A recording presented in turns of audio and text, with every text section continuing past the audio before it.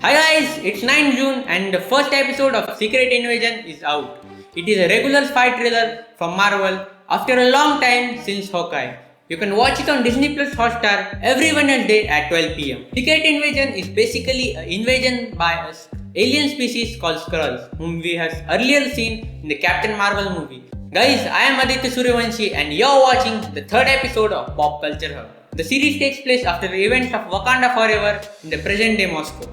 Firstly, there is Nick Fury, who went into the space to build an aerospace defense system for Saber after the blip and now is back on the Earth. Next is Maria Hill. We have been seeing her from the first phase of the Marvel Cinematic Universe. She sadly dies at the end of this episode. Next, there is Rhodey, also known as War Machine. Everett Ross is also a part of this series. We have last seen him in the Wakanda Forever movie. We also see Sonia Falsworth, who is an M16 agent. She is sort of a female Nick Fury of Britain. Then there is Gravik, who is leading the Skrull Rebellion, who is not present in the comics but is specially made for the show. Since we don't know anything about him, it's going to be exciting to watch him. Then there is the only good Skrull who is on our side, Talos. We have also seen him in the Captain Marvel movie and his daughter Gaia, who is being played by Emilia Clarke, aka our Mother of Dragon. This series is based on a comic series by the same name, and there are only a few changes which we'll discuss in the video further. If you don't read comics or haven't seen Captain Marvel movie, don't worry, you have me. See, Skrulls are an alien race who are able to shape-shift into anything and can also retain the memory of a person, so it is very hard to recognize them. They make a deadly enemy. So watching this series is like playing Among Us. You don't know who the imposter is. It may be Nick Fury, it may be me, or it may be you. Comment below who all do you think are Skrulls in this series. The Skrull Empire is the result of experiment of Celestials.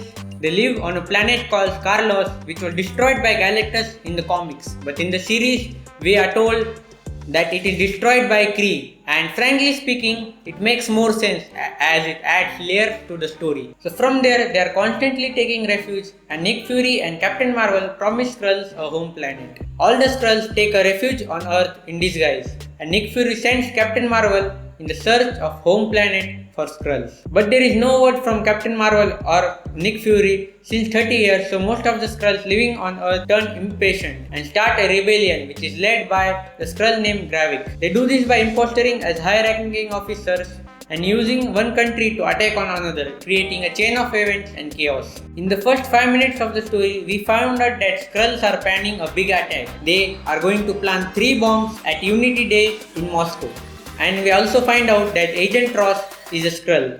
But the real question here is, since when is he Skrull? I personally think he wasn't Skrull until Wakanda Forever. Because the level of technology Wakanda has, they would have known about it. See, the Agent Ross is the perfect person to imposter. He is an influential person and government is searching for him. So even if a Skrull is impostering as him, he can't go to authorities, which makes him a perfect target. Then the intro rolls and we see Nick Fury return on the Earth. After that scene, the trio meets Maria Hill, Nick Fury and Talos. Then the Talos tells Nick Fury about his dead wife Soren and they share an emotional moment. This scene tells us that how close they are to each other. Then Talos also shows Nick Fury a plant from his home planet, whose seeds his wife would plant on every planet they would visit. He tells him that the plants had adapted to the Earth's environment, and I personally think it is a metaphor to the fact that Skrulls can adapt and live with humans and the both species can coexist on Earth. The scene is more important because it establishes the story from Nick Fury's perspective and conveys the message that what we are fighting for.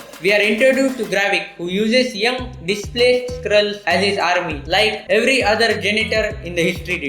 Since Skrulls are immune to radioactivity, they have been hiding in abandoned nuclear plants in Russia, and since most of the plants are off the books, it's impossible to find them. After this scene, we see Nick Fury take a walk around and is kidnapped by Sonia's men, where Nick Fury plants a camera on an owl's eye in her office. In the next scene, we see Gia welcome a young displaced Skrull to New Carlos, and she offers him a fruit from Carlos which they grow on Earth now. He eats the fruit like he is eating for the first time. At the end of the scene, we see other perspective of the story from Gia's point of view, which is very clear, home in our own skin. The next scene is important because it conveys the ideology of skrulls, which is simple, home in our own skin, and this is what they are fighting for. In the next scene, we see a janitor ask a young skrull 3 questions, which are: what is your name? He answers, a warrior. What is your fight? He answers, Carlos. And what is your dream? He answers that by saying, home in my own skin. And we also see a skrull taking memories of a person, basically taking his entire life from him.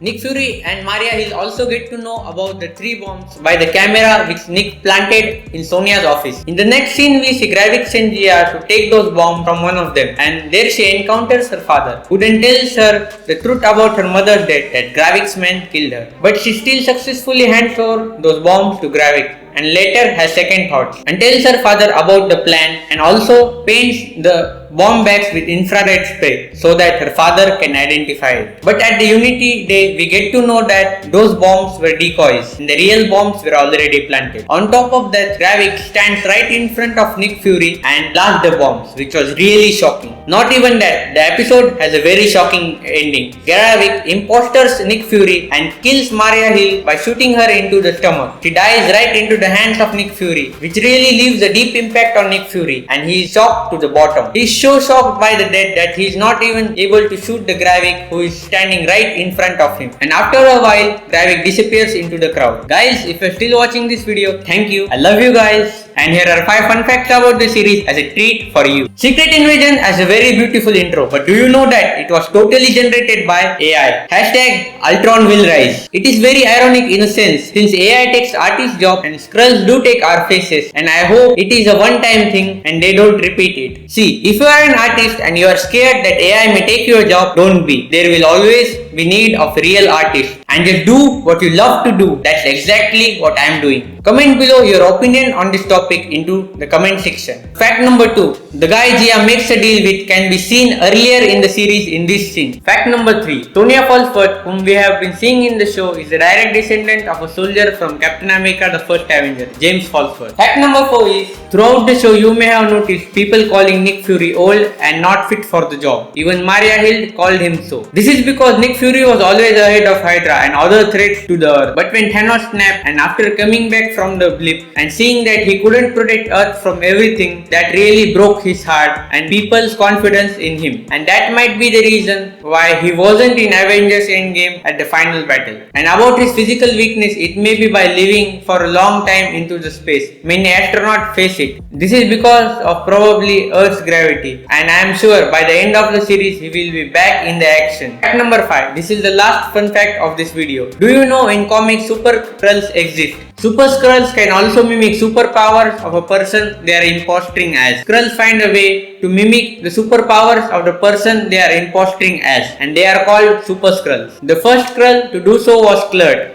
He had all the powers of all 4 of the Fantastic Four members. But I am sure Skrulls can't do that in Marvel Cinematic Universe. Because in Captain Marvel movie, Nick Fury asks Skrull Danvers how he can trust whether she is Skrull or not. And to prove that, she uses her powers. That makes it clear that Skrulls haven't found a way to mimic superpowers in MCU till now. And that was the video, guys. Like if it added value, share it with your friends if you have them, and subscribe if you are entertained. It's free and means a lot for me. See you into the 4th episode of Pop Culture Hub. Till then, keep doing what you love doing.